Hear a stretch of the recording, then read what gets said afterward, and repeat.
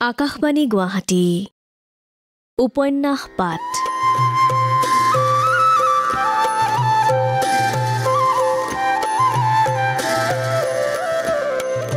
এই অনুষ্ঠানত প্ৰচাৰ হৈ আছে মহাপুৰুষ শ্ৰীমন্ত শংকৰদেৱৰ জীৱনৰ ভেটিত সৈয়দ আব্দুল মালিকে ৰচনা কৰা উপন্যাস ধন্য নৰতনু ভালৰ ধাৰাবাহিক পাঠ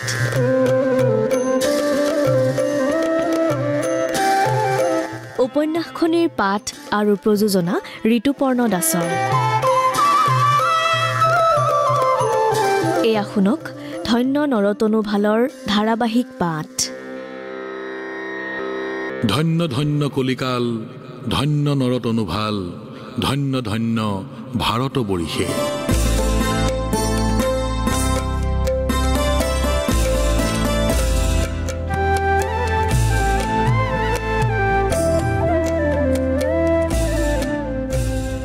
মই আৰু কিবা সেই লিখা পঢ়া জানোনে কোৱাহে শুনিছোঁ বোলে শংকৰদেৱে কালী দমন নে কিবা নাট এখন ৰচিছে তাতে বোলে শ্ৰীকৃষ্ণই কালী নাগক কেনেকৈ দমন কৰি পাতাললৈ পঠিয়ালে তাকে নাট কৰি দেখুৱাব তাতে কালী নাগৰ নাচটো নাচিবলৈ ভাৱৰীয়া এটা লাগে কি কৰিব লাগিবনো এই সকলো কথা বিতংকৈ নাজানো কালী নাগ হৈ শ্ৰীকৃষ্ণক মেৰাই ধৰিব লাগিব পিছে কৃষ্ণই তোৰ মূৰত উঠি নাচিব নাচি নাচি কালী সৰ্পক লেও সেও কৰি পেলাব শেষত হাৰ মানি কালী সৰ্পই কৃষ্ণক সেৱা কৰিব কৃষ্ণক এৰি পাতালৰ গাঁতত সোমাব ৰচোন কথাটো নতুন যেন শুনিছোঁ পদ্মা পুৰাণত যে আছে দুৰ্গাবৰ মনকৰৰ বেউলা লক্ষীন্দাৰৰ কথা চান্দ সদাগৰ আৰু সেই পদ্মাৱতীৰ কথা তাত আকৌ কালী নাগক পূজা কৰাৰ কথাহে আছে মনসাৰ পূজা নিদিয়াৰ কাৰণেহে মনসাই কালী নাগৰ হতুৱাই চান্দ সদাগৰৰ ওপৰত পুতক তুলিলে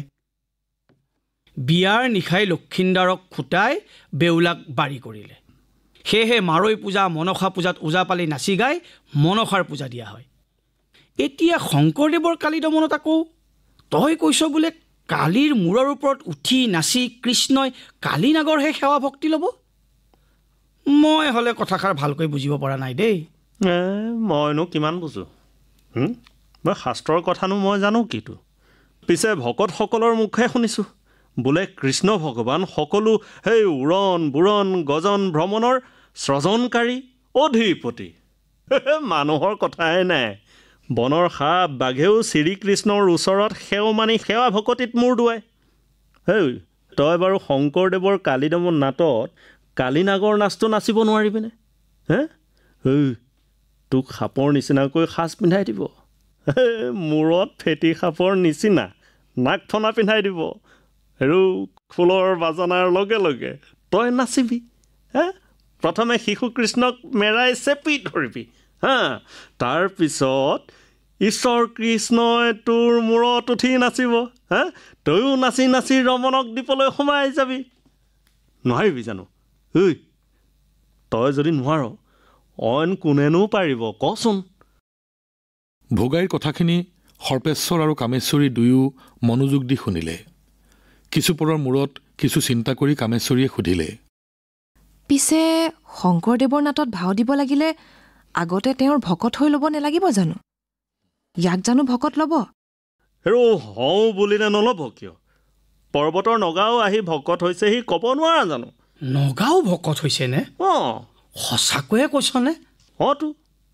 এবেলি নিজে গৈ চাই নাহগৈ কিয় ধোৱা হাতনো তহঁতৰ ইয়াৰ পৰা কিমান দূৰ গৰীয়া মুছলমানো শংকৰদেৱৰ শিষ হৈছে জান ঈশ্বৰৰ নাম ল'বহে লাগে নাম ল'বলৈকো জাতিৰ বিচাৰ কৰিব লাগে কিয় তই ওলাবিচোন এদিন মোৰ লগতে ভকত নহ যদি নহবি এবেলি গৈ শংকৰদেৱ মাধৱদেৱক চাই আহোগৈ দেখিলে চকু জোৰাই যায় দেই তালৈ এবেলি গ'লে আৰু তোৰ হৈ ঘূৰি আহিবৰ মন নাযাব বেলি নৌলোৱাৰ পৰা ৰাতি নিয়ৰ সৰালৈকে নামে কীৰ্তনে খোলে তালে আলাপে আলোচনাই এনেদৰে ৰজনজনা হৈ থাকে দিননো কেতিয়া শেষ হয় ৰাতিনো কেতিয়া শেষ হয় গমেই নাপাবি আৰু নাট ভাওনাৰ আখৰা চায়ো উৰে ৰাতি কটাব পাৰি জানিছ ওজাপালি দেওধা দেওধনীৰ নাচ চাই চাই আমনি লাগে যদিও শংকৰদেৱৰ নাট ভাওনা চাই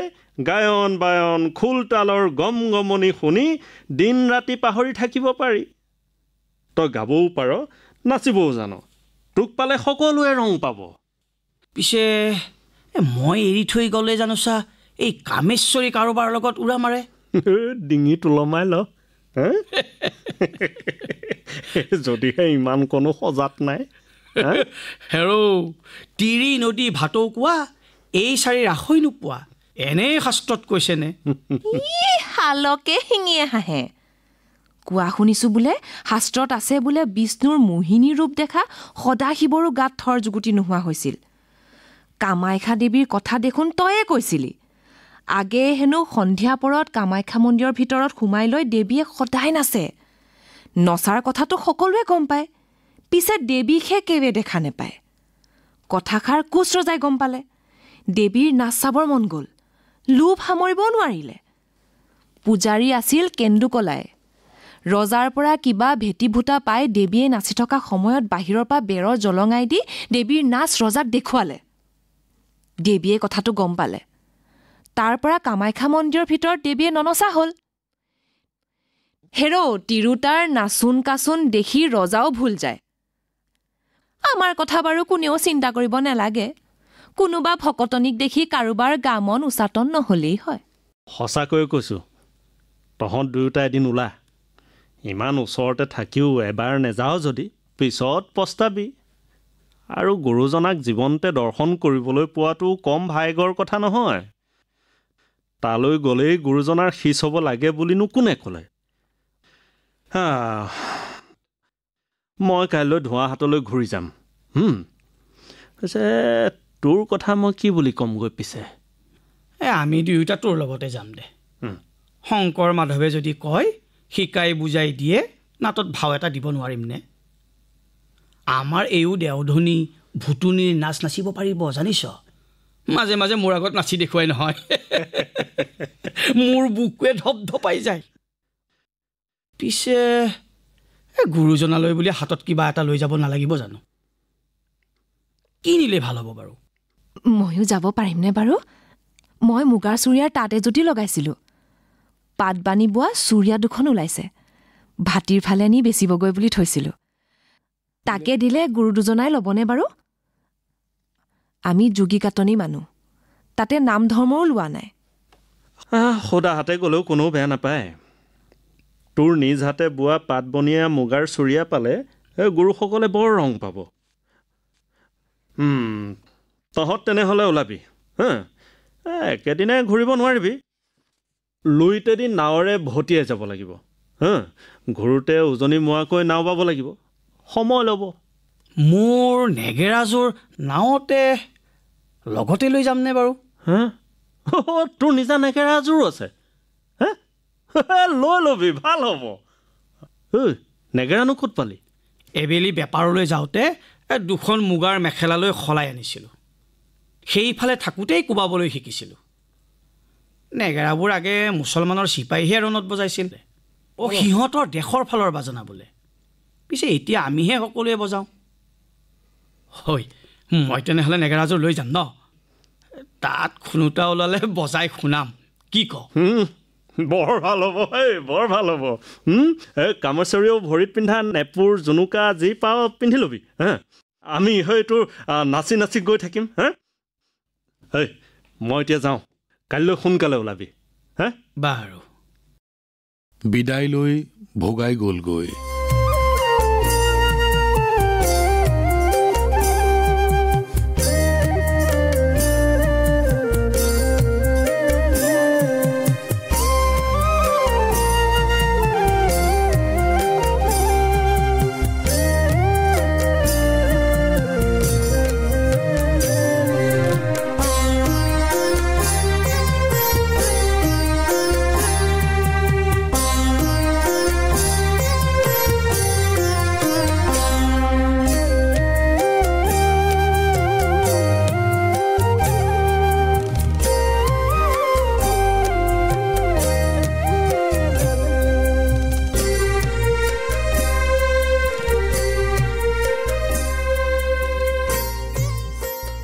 দিন আগবাঢ়িছিল লুইতৰ পাৰৰ নল বিৰিণা খাগৰি গজিছিল, মৰিছিল, গজিছিল।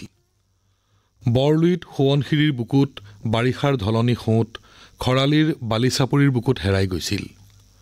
খৰালিৰ বহল বালিচাপৰি বাৰিষাৰ ফেনে ফুটুকাৰে ভৰা বালিয়া সোঁতে ঢাকি পেলাইছিল। শীতক গচকি আহিছিল ফুলে ফলে ৰমক জমক বসন্ত। বসন্ত জহি গৈছিল বাৰিষাৰ মেঘৰ জৰজৰীয়া বৰষুণৰ কোলাত। শিশুবোৰ কিশোৰ হৈছিল, কিশোৰবোৰ যুৱক হৈছিল, যুৱকবোৰ প্ৰৌঢ়তালৈ অজানিতে ঢলি পৰিছিল। বুঢ়াসকলৰ কাণত বাজিছিল দূৰ ওচৰৰ মৰণৰ দেশৰ নীৰৱ আহ্বান, আহা আহা, তুমিও আহা।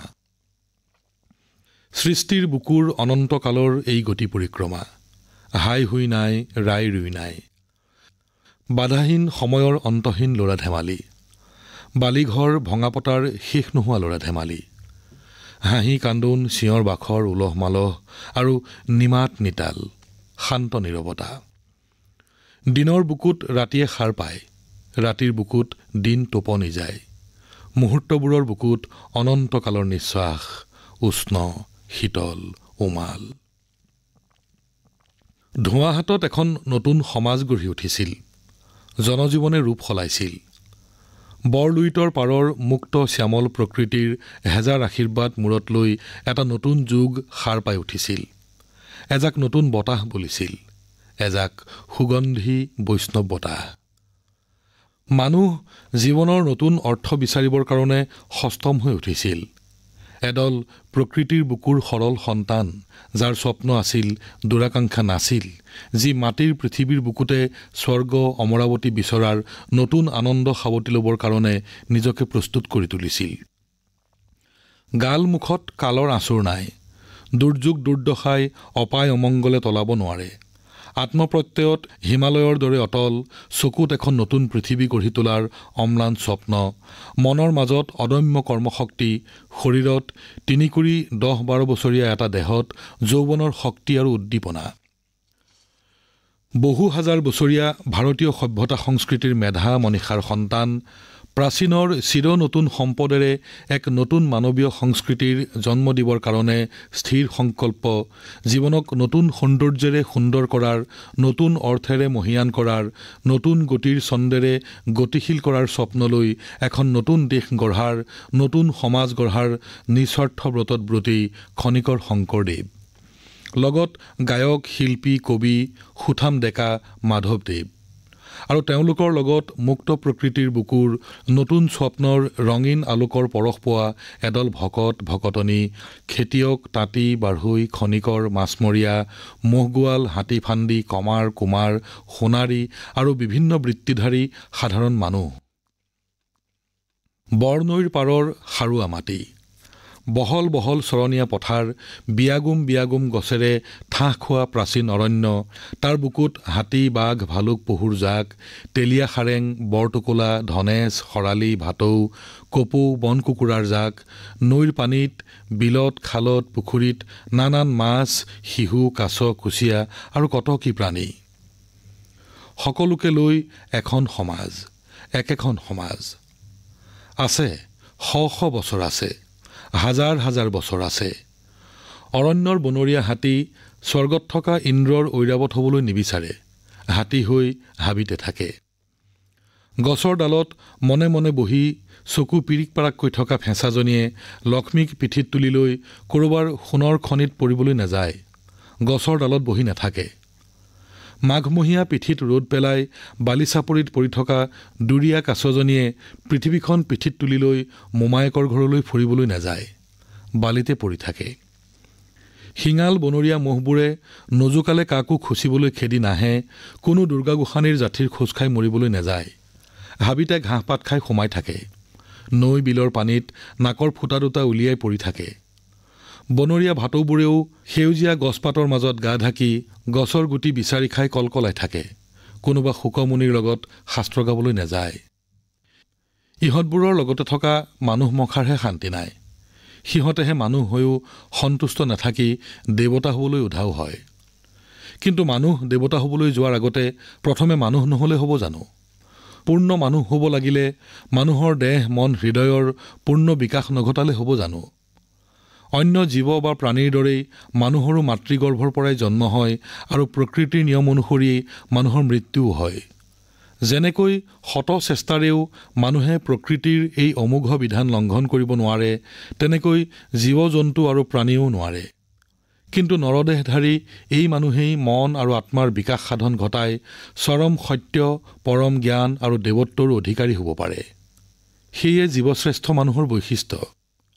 এই পথত একোৱে মানুহক বাধা দি ৰাখিব নোৱাৰে।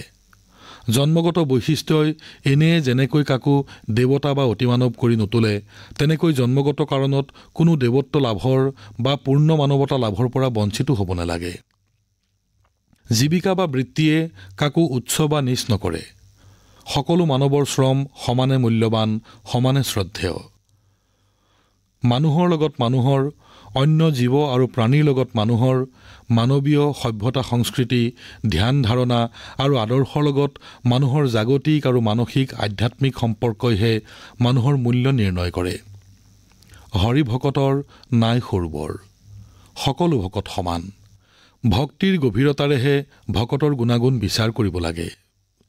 কুকুৰ শৃগাল গৰ্দভৰো আত্মাৰাম। সমগ্ৰ জীৱজগতৰ প্ৰতি এক অকৃত্ৰিম শ্ৰদ্ধা আৰু দায়িত্ববোধ, সেয়াই সৃষ্টিৰ সত্য উপলব্ধিৰ সহজ পথ। যাগ যজ্ঞ, পূজা পাৰ্বণ, বলি বিধানৰ যোগে আত্মশুদ্ধিৰ পথৰ সন্ধান কৰাতকৈ অন্তৰত অব্যক্ত ঈশ্বৰ হৰিক থাপনা কৰি ল'ব পাৰিলে ক্ষয়িষ্ণু মানৱদেহকে অমৰত্বৰ পথৰ লগত চিনাকি কৰিব পৰা যায়। গৃহত্যাগ কৰিব নালাগে, সন্ন্যাস ল'ব নালাগে, সংসাৰ বৰ্জন কৰিব নালাগে।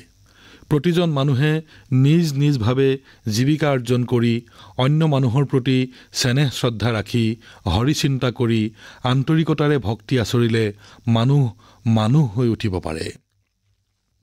বুদ্ধি, অহংকাৰ, গৰ্ব, অহমিকাই আনৰ পৰা আমাক আঁতৰাই আনে। বিনয় নম্ৰতাই কাষ চপাই নিয়ে। প্ৰতিজন ভকত আত্মাৰ অধিকাৰী। প্ৰতিজনেই ৰাম, প্ৰতিজনেই কৃষ্ণ। যাৰ আত্মাত হৈছে ৰামৰ ঠাই, কৃষ্ণৰ ঠাই।